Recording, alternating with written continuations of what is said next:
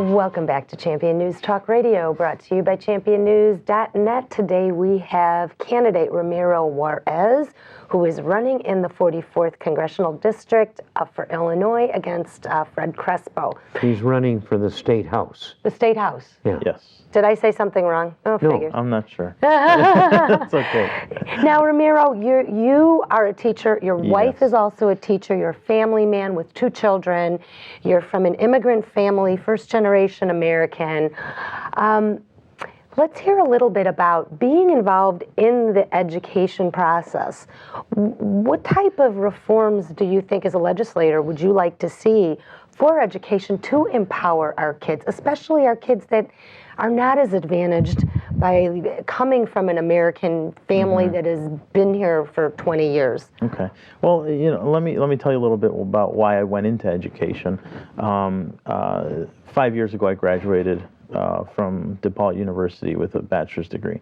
I decided to get into education because I felt there's a need to actually help our community and make sure that kids progress. I mean, it's a fun job too. I love working with kids. I mean, it's nice. You're working with 4th graders. How old are they? 10, 11? 10 years old. Cute. I've done 3rd, 4th, 5th, 6th. 4th is my favorite because with those 4, they're independent, yet they still they're still coachable. Yeah, exactly. They're not belligerent yet. Yeah, exactly. But I got involved. I decided to become a teacher because I saw that education. I know it may sound cliche, but it's the basis of society. You don't have someone if you don't have someone that's properly educated. We're gonna have significant problems later on. And in the case of Illinois, significant budgetary problems. So I've been doing a lot. Let me support what you're saying.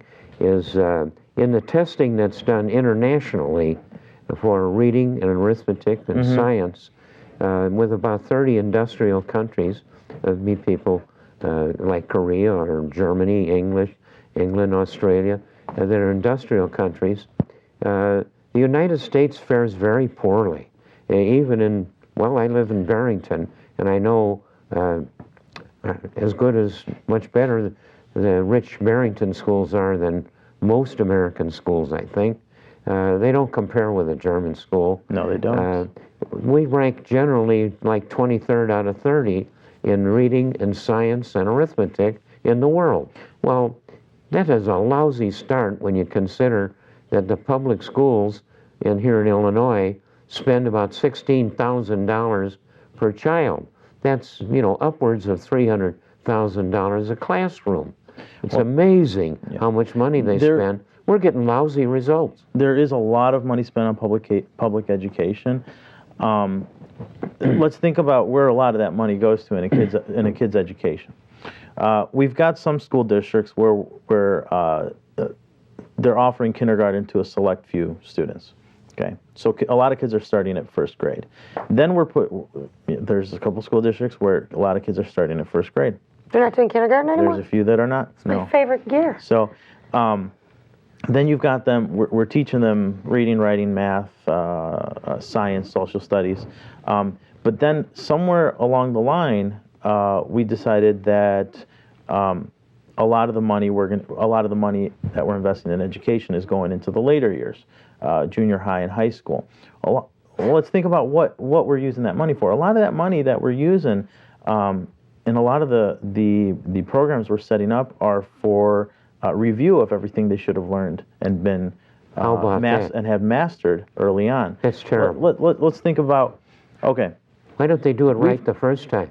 That's exactly it. From what I've seen of it, the public school system seems to think that children in 1st grade, you don't want to embarrass them by making one better than the other, or that they can't really learn things.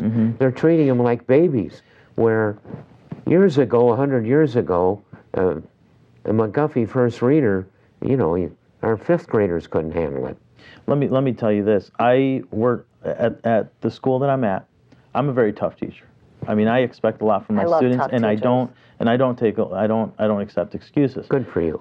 The principal that I was working with, he was the same way. So I actually started that year at that school, and I expected things to be done correctly, perfectly. exactly how I wanted them done, and I taught them how to do it. I'll be honest, the first week, I had about 5 parents that went to the principal's office and started complaining about how tough I was. Well, the principal said, I've looked at his lesson plans, I see what he's doing, and I've gone to his classroom. He's doing exactly what he needs to do. Perfect. So he was right behind me. What grade was that?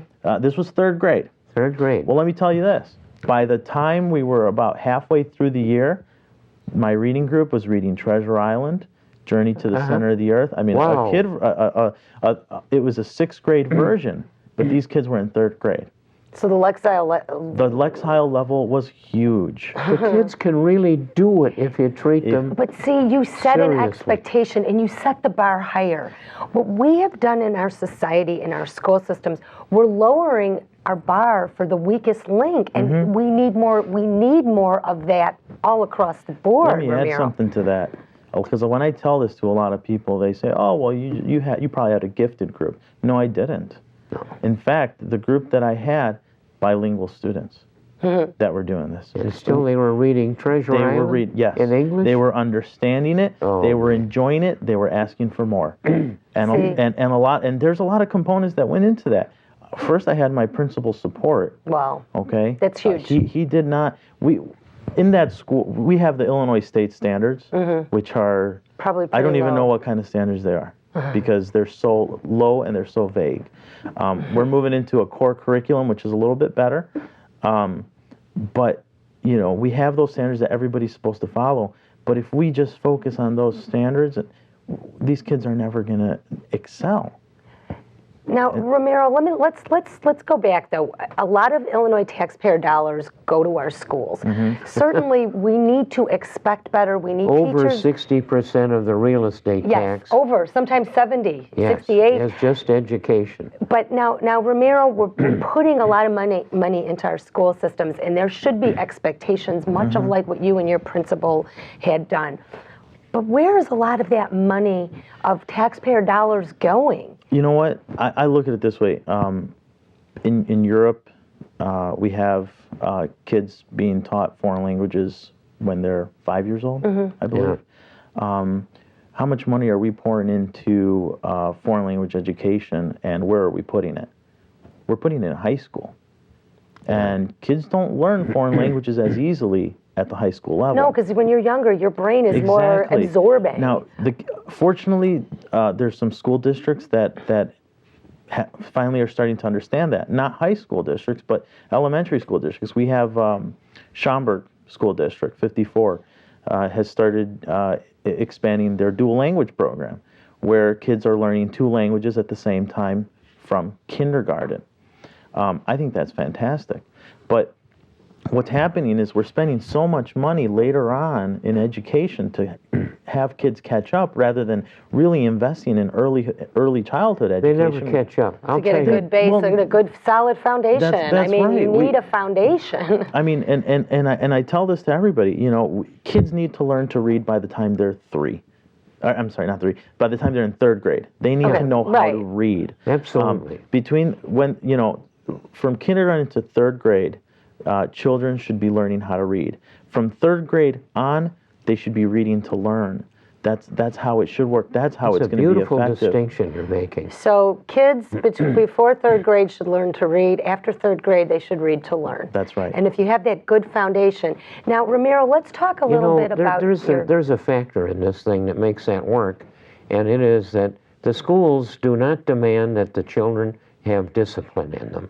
They've loosened the chairs up. Everything is. We've repudiated is pretty loose. Discipline. You're absolutely right, Jack. And when there's a man like you in the room and you got 20, 30, or 40 kids in, and years ago we used to have 50 kids in the Catholic schools and more in a classroom, a serious adult teacher with 1st and 2nd grade kids, I know who's going to run the room. It isn't going to be little kids, but you have to be serious about discipline in the classroom. No, you're right, and I'm happy to say that in my classroom we've never had issues of discipline because they understand what the expectations are from day one.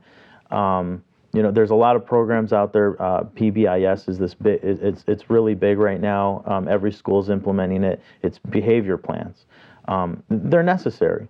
But I do believe that part of the discipline, we need to make sure that parents understand that when their children come to school, it's to learn, it's not for us to babysit, which a lot of parents do. There's a whole nother conversation, but you know what, when we come back after the break, Ramiro, what I really want to hear is all this experience you have in this teaching community and how it's translating to your campaign and how you're going to be as a legislator.